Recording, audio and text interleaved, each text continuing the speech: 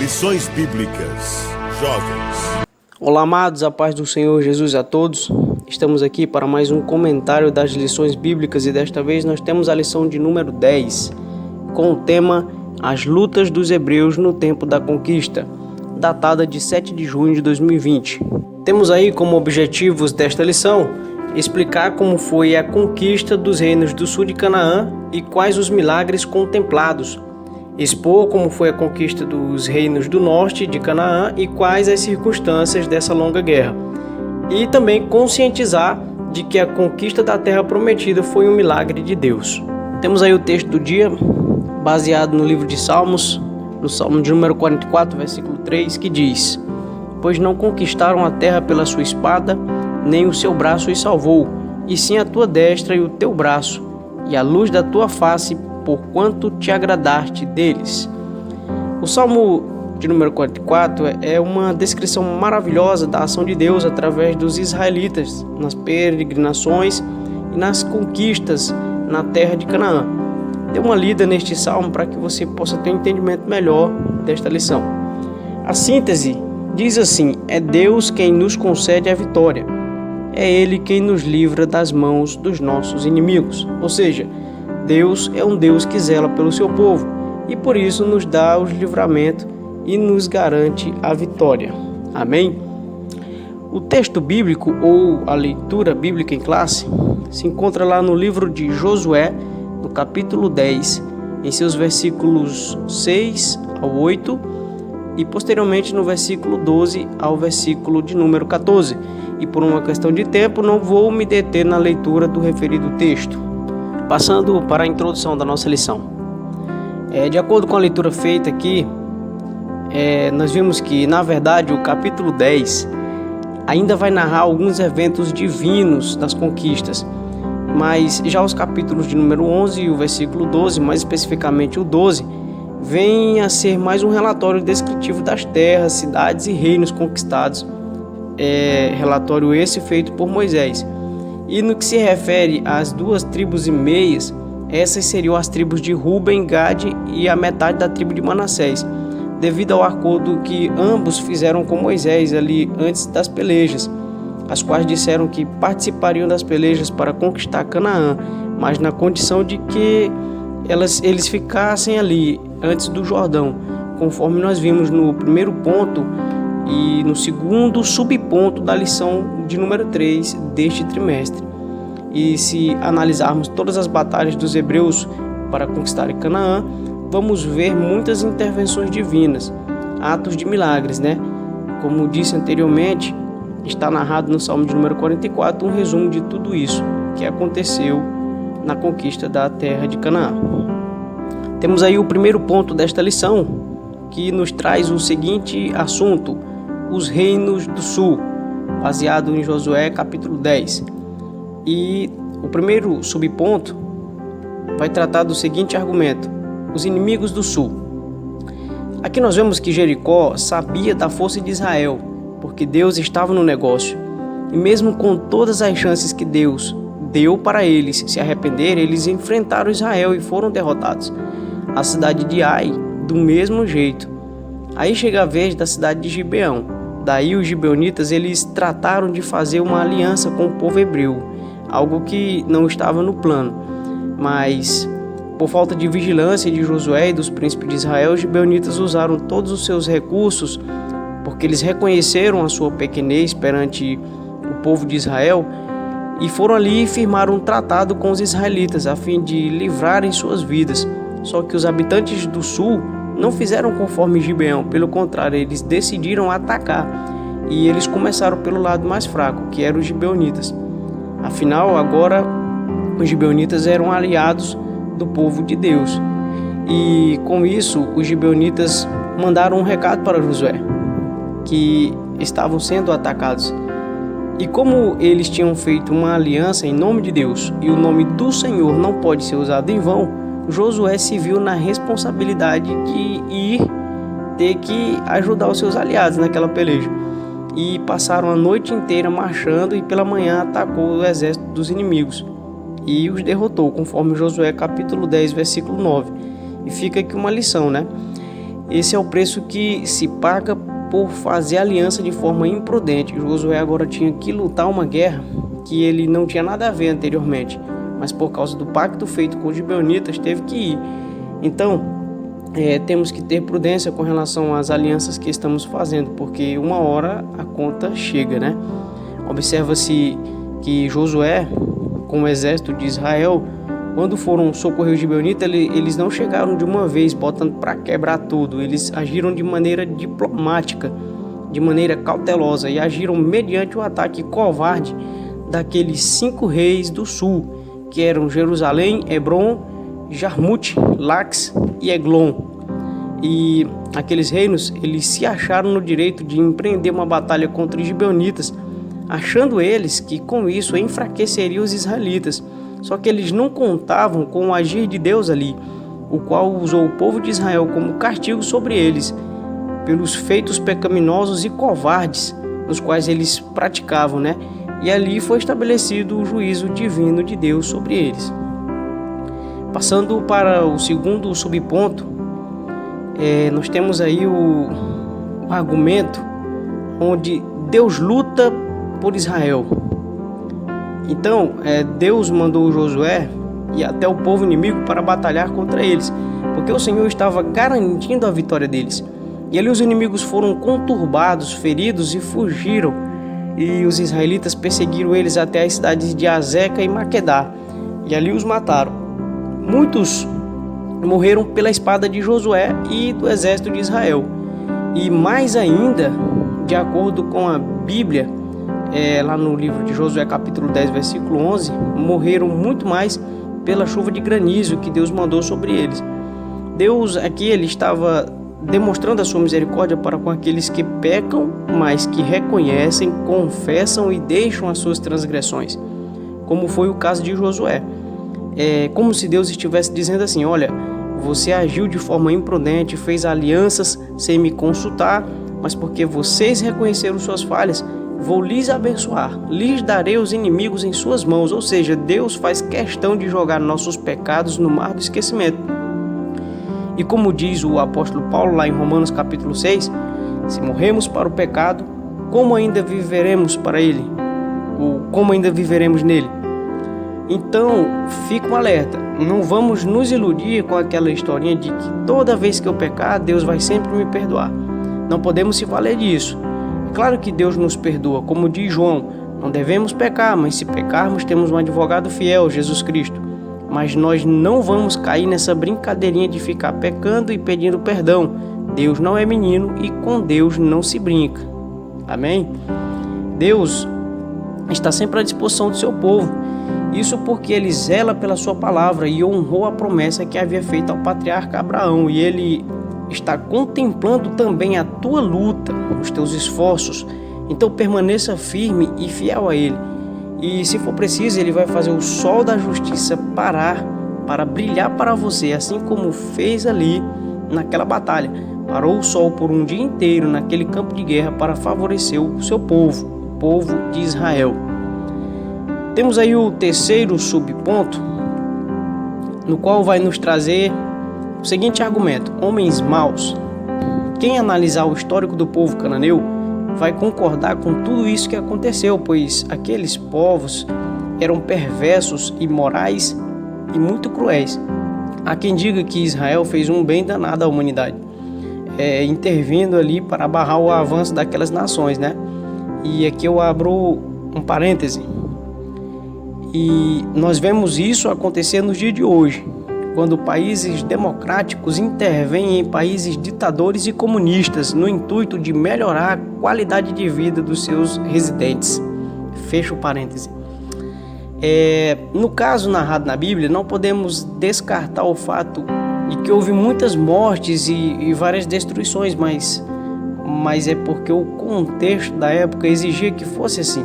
E é claro que os acontecimentos da história tiveram seus desfechos de acordo com o seu contemporâneo, né? E dando continuidade no comentário, de acordo com a leitura a seguir deste ponto, Deus, como sempre, usa de misericórdia, e com os reinos do sul não foi diferente. Deus, ele estava dando todo o tempo uma chance para que eles se arrependessem antes que ele derramasse a sua ira santa. Mas aqueles povos não quiseram se arrepender e foram com mais ousadia contra Israel e foram acometidos com o juízo de Deus. E quem somos nós para questionar a forma como Deus derrama o seu juízo?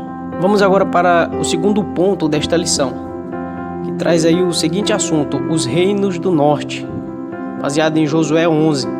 E o primeiro subponto vamos tratar do seguinte argumento: Deus reúne os inimigos do norte.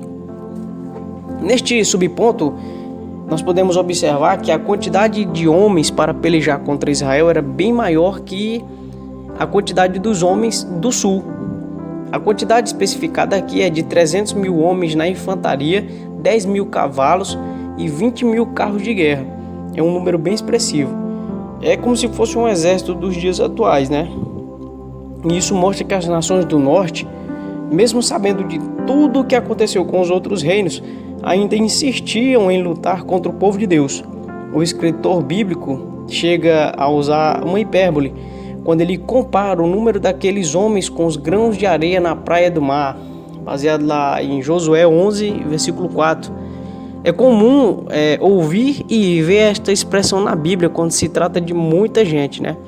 Tem até uma canção na harpa cristã, a canção de número 509, que diz isso, né?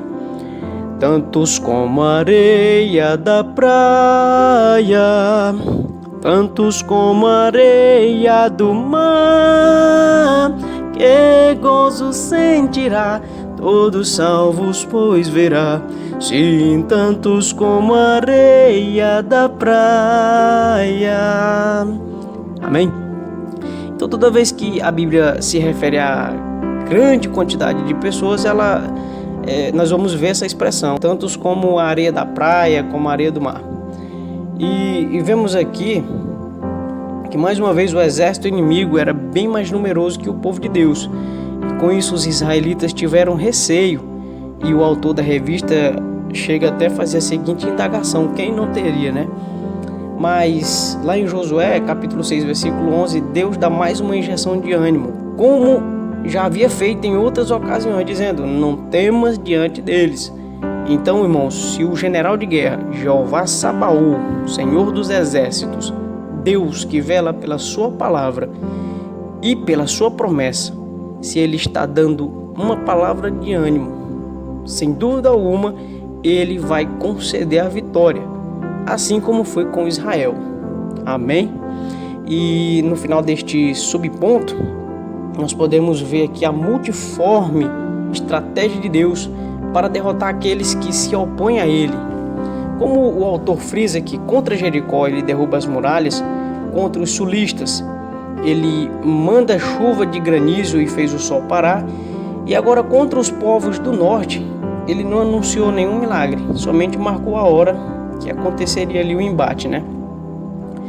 E sabe por que Deus fez assim? Para mostrar que ele é quem domina tudo no céu, na terra, embaixo da terra e também no universo inteiro. O povo de Jericó, eles se gabavam dizendo que eles tinham as melhores muralhas e que jamais viriam ao chão, né? E aonde foi que Deus atacou? Deus derrubou a sua fortaleza, que eram as suas muralhas, as quais eles se gabavam, né? Era aonde eles depositavam a confiança deles.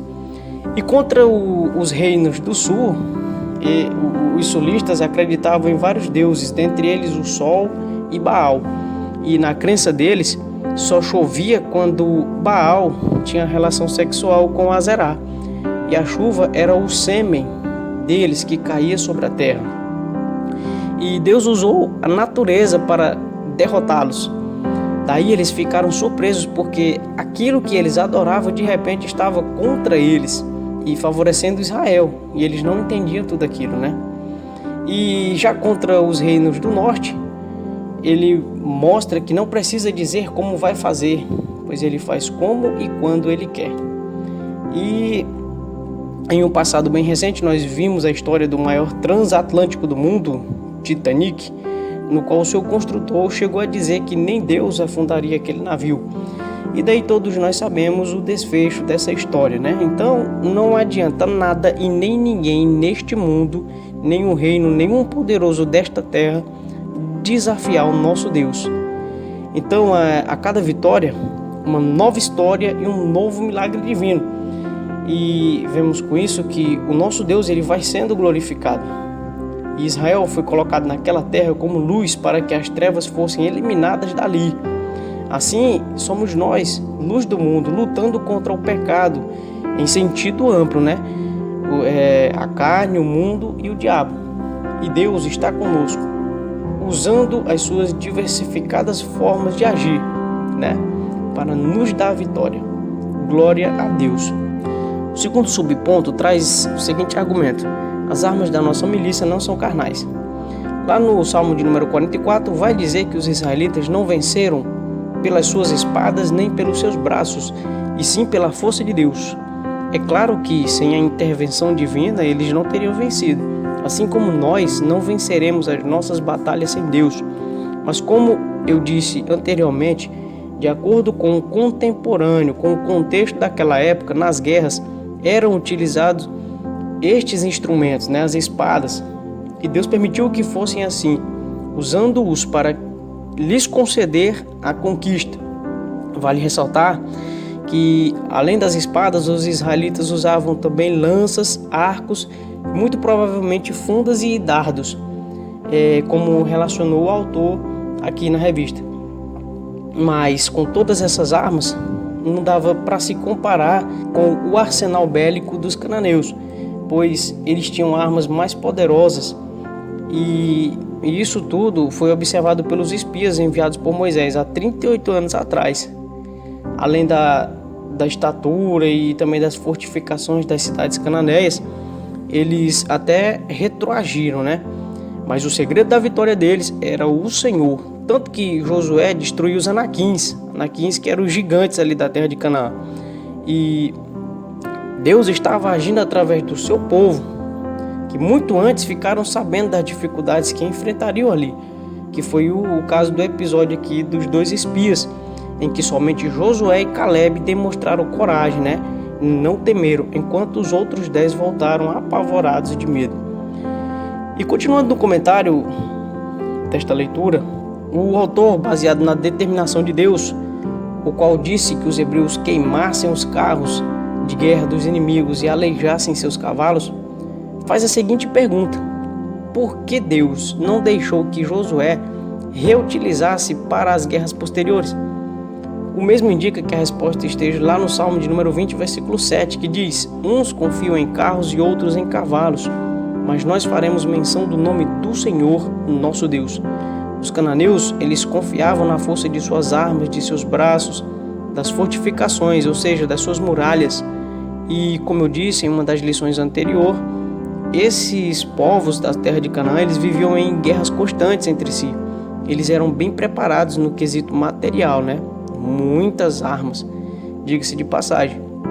E quem sabe os israelitas viram ali os aparatos de guerra deles e chegaram a imaginar: se nós possuíssemos todas essas armas, quem sabe nós seríamos bem mais fortes e se ficarmos com tudo isso aí, e certamente nenhum inimigo resistirá a nós. Mas Deus queria o contrário para o seu povo. Queria que eles entendessem que suas conquistas foram dadas por Ele, o Senhor, e não ficassem dizendo que venceram porque tinham carros e cavalos bons. Então, Deus ele estava demonstrando que os hebreus fossem poderosos na guerra, mas baseados na fé nele, em Deus, não nas armas e nos cavalos. E por isso mandou destruir tudo. Assim somos nós também. Nós temos que viver e lutar pela fé e entender e compreender que a nossa vitória vem do Senhor e não por nossas capacidades naturais. É claro que temos que usá-las, pois o Senhor nos concedeu, mas jamais devemos atribuir as nossas conquistas a elas. Amém? O terceiro subponto traz aí o seguinte argumento: uma longa guerra. Neste assunto podemos ver que os inimigos se uniram para destruir o povo de Deus e, consequentemente, o povo de Deus tem que estar sempre unidos para vencer o inimigo. Entenderam aí estas duas observações? Eles sabiam da força de Israel e por isso se uniram contra os israelitas, ou seja, os inimigos sabem que temos um Deus ao nosso lado e reconhecem a nossa força no Senhor e sempre estão unindo forças para nos afastar de Deus. Então, da mesma forma, nós, o povo de Deus, a Igreja de Cristo, temos que estar sempre unidos, apesar das nossas diferenças, mas temos que estar unidos em Cristo, porque nós temos um inimigo em comum também. E essa união se faz necessário para que ele não prevaleça contra a igreja. E assim o povo de Deus vença as batalhas em nome do Senhor. O autor ele expõe aqui que a guerra durou 5 anos, mas alguns estudiosos baseados na idade de Caleb defendem que foram 7 anos de lutas. E já a guerra contra os sulistas, o povo do sul, durou menos tempo. Mas essa era a ideia de Deus, que demorasse mais tempo no intuito dos israelitas permanecerem unidos naquele propósito, ajudando uns aos outros. E ali estava se cumprindo a promessa de que a conquista seria de forma lenta. E assim foi. Assim, também na nossa caminhada cristã, nós temos batalhas que logo findam, mas tem algumas batalhas que duram muito tempo. Temos aí o exemplo da mulher do fluxo de sangue, que sofria há 12 anos, ou seja, foram 12 anos de muita luta e de espera. Tem também o exemplo do coxo que foi curado na Porta Formosa, que já sofria ali há mais de 40 anos. Então, mais de 40 anos aí de lutas. E as lutas ali, no contexto de Israel ali, de Josué, eram constantes, de estação a estação. E mesmo que não houvesse previsão de milagre, os hebreus precisavam estar alertas. E com isso, nós aprendemos que não devemos desvanecer nem um pouquinho, mesmo que não haja sinais de milagres. Tudo parece não ter jeito, mas precisamos ficar em alertas, porque o inimigo está pronto para dar o bote. Passamos agora para o terceiro e último ponto da nossa lição: conquistando o impossível. O primeiro subponto traz aí o seguinte argumento: Moisés é lembrado. Como já foi bastante explicado aqui e em outras lições, essas guerras elas aconteceram em obediência a Deus e certamente ele tinha os seus propósitos. E mesmo Moisés não estando ali presente na conquista de Canaã, Josué faz questão de demonstrar que a geração dos hebreus que alcançaram a conquista eram fruto da obediência às ordens de Moisés. Afinal, ele foi e é uma figura muito importante para os hebreus, no judaísmo também, até os dias de hoje. E isso é um símbolo de gratidão, que é muito importante. Nós sermos gratos, não endeusando aqueles que nos antecederam, os quais fincaram os marcos do Evangelho para que hoje nós fôssemos alcançados. Então não há erro nenhum nós demonstrar nossa gratidão e nos lembrarmos dos heróis da fé. Tanto é que lá no livro de Hebreus, capítulo número 11, nós veremos ali uma lista contendo a biografia de vários heróis da fé. E do mesmo modo, nós temos alguns heróis da fé mais recentes, como por exemplo, John Wesley, Savonarola, Martinho Lutero, Daniel Berg, Gunnar Vingre. E temos um que evangelizou a região nordestina do nosso país, muito especial aqui, o nosso sertão, que foi o missionário João Jonas. E dentre outros homens e mulheres de Deus que dedicaram suas vidas a obras do Senhor, sendo instrumentos, assim como Moisés, e que com certeza os seus nomes estão registrados nos anais sagrados do céu e que merecem o nosso respeito. E é bom nós nos lembrarmos dos mesmos para servir de inspiração para nós. Bom também para estimular a nossa fé, ainda mais nesses tempos nos quais nós estamos vivendo, tempos difíceis, tempos trabalhosos, O segundo subponto traz aí o seguinte argumento: o sol brilha sobre Gibeão. Nós já falamos sobre isso anteriormente nessa lição, e pode ser que a ciência, como sempre querendo contrariar os eventos bíblicos, venha questionar este fato, defendendo que o sol simplesmente se pôs. E há quem diga que foi um outro astro do universo que se aproximou da Terra exatamente naquele lugar, naquele período ali, e por conta disso o dia ficou mais extenso, o dia ficou grande.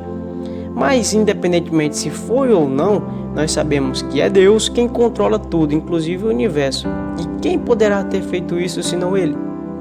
O fato é que isso aconteceu, e Israel venceu, e o nome do Senhor foi glorificado. E o Senhor fez assim na terra do Egito também, usando a mesma estratégia. E é estranho quando nós vemos na Bíblia a afirmação: Deus endureceu o coração de Faraó, né? Quando a gente ouve isso, soa como algo estranho. Mas isso aconteceu porque o Faraó era a única pessoa que tinha o poder, humanamente falando, né? Entre aspas, o poder, para segurar os hebreus. E se de primeira ele tivesse liberado o povo, Deus não teria derramado sua ira ali. E os israelitas e os egípcios não iam saber quem era Deus. E também o Senhor transformou as águas do rio Nilo em sangue, porque os egípcios adoravam o referido rio. E também Deus derramou as pragas sobre vários objetos de culto.